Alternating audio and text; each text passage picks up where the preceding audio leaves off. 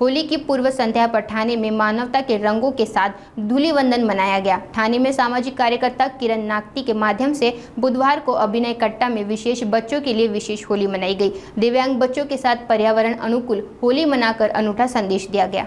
दिव्यांग बच्चों के लिए होली का ये विशेष कार्यक्रम ठाणे के समाज सेवक और शिवसेना नौपाड़ा विभाग के प्रमुख किरण नागती द्वारा आयोजित किया गया। नौपाड़ा के भास्कर कॉलोनी में जिजामाता उद्यान से सटे अभिनय कट्टा पर स्थित दिव्यांग कला केंद्र में आयोजित इस कार्यक्रम का ये 10वां वर्ष है। इस अवसर पर दिव्यांग बच्चों ने इंसानों में व्याप्त सभी बुराइयों को होली की आग में जलाकर सद्बुद्धि प्रदान करने की कामना की। संगीत की लय पर थिरकते इन मासूम बच्चों ने होली का खूब आनंद उठाया। प्रदूषण मुक्त और पर्यावरण अनुकूल होली की खुशी। कोणते कोणते रंग खेळलीस?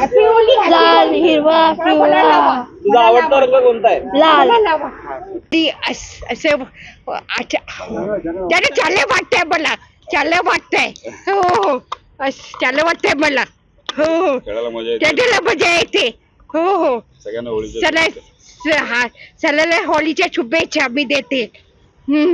तर ते 10वं वर्ष आहे आणि दरवर्षी आपण विशेष मुलांसाठी विशेष होळी दिव्यांग कला केंद्राच्या माध्यमातून या अभिनय गट्ट्यावर करत असतो। हा फक्त एक सण उत्सव नसून तर आपण नेहमी असं म्हणत असतो की षड्रूपांचा कुठेतरी होलिका दहन मध्ये आपण ते दहन केलं जातं।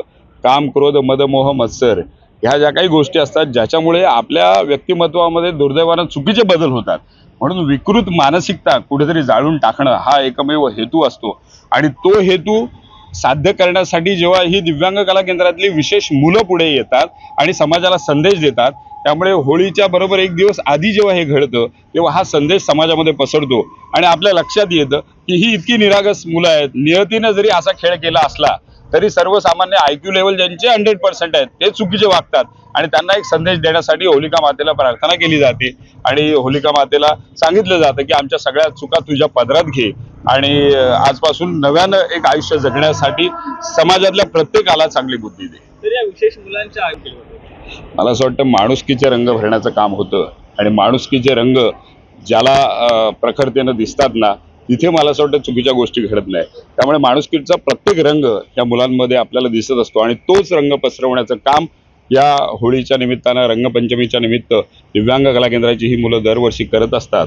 त्याच्यामुळे मला असं वाटतं ह्याच्यापेक्षा मोठं कुठलं, त्यांच्या चेहऱ्यावर तुम्ही बघत असतात की एक वेगळा आनंद असतो, समाधान असतो आणि ते समाधान कुठेतरी त्यांना वेळोवेळी मिळावं म्हणून हा एक प्रयत्न असतो।